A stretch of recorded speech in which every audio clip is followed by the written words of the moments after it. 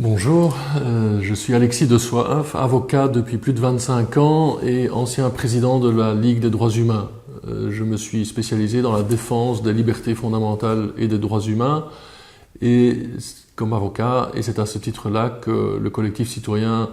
pour la liberté de culte m'a contacté, m'a consulté comme avocat pour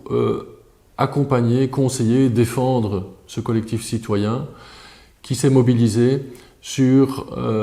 une question qui touche beaucoup de personnes en plein cœur, à savoir ce projet d'ordonnance bruxelloise interdisant l'abattage rituel sans étourdissement. Et donc, je crois que c'est important que les défenseurs des droits humains soient aux côtés d'un collectif citoyen dont la démarche est remarquable. Ce collectif citoyen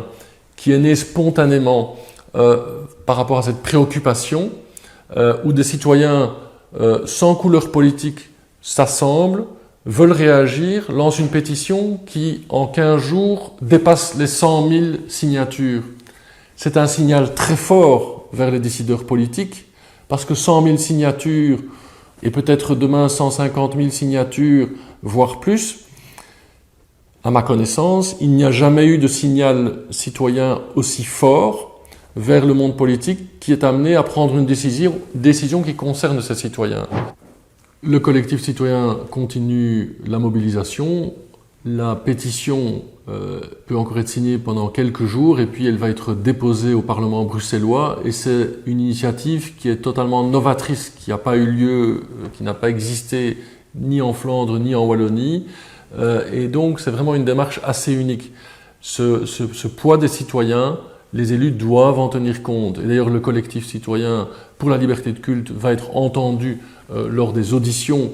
Et puis, les débats vont se poursuivre, les députés vont débattre, donc il est toujours temps aussi d'interpeller ces élus. C'est l'exercice de la démocratie. Et ensuite, dans quelques semaines, l'ordonnance sera soumise au vote des députés. Parce que quand on voit la manière dont le débat est mené,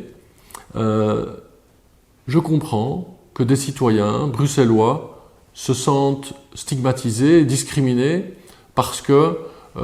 certains promoteurs de l'interdiction, finalement, ça cache aussi une manière d'atteindre les musulmans qui seraient les méchants parce que, avec leur rite religieux, ils porteraient atteinte au bien-être animal. Alors qu'on voit que le débat est beaucoup plus complexe,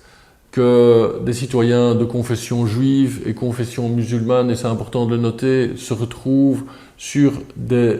prescrits religieux communs et ont envie de vivre leur foi conformément à ces prescrits religieux. Et c'est leur droit. Et à côté de ça, ils sont eux-mêmes convaincus que le bien-être animal est un enjeu réel de notre temps. Non, c'est important, je pense, de ne pas stigmatiser, de ne pas nourrir cette fracture de la société. Et justement, on parle souvent du vivre ensemble. Personnellement, je préfère le construire ensemble, de construire la société ensemble et de travailler à cette cohésion sociale où il n'y a pas d'incompatibilité ou d'impossibilité de surmonter cette équation de à la fois permettre aux personnes de vivre leur liberté religieuse et d'être soucieux du bien-être animal. Parce que sinon, et on le voit dans d'autres dossiers aussi, ce sont toujours les mêmes communautés qui sont stigmatisées, en particulier la communauté musulmane, qui peuvent avoir légitimement l'impression d'être relégués à des citoyens de seconde zone, où finalement des entraves seront mises qui les empêcheront de vivre ici, dans leur lieu de vie, leur fête religieuse, les obliger à aller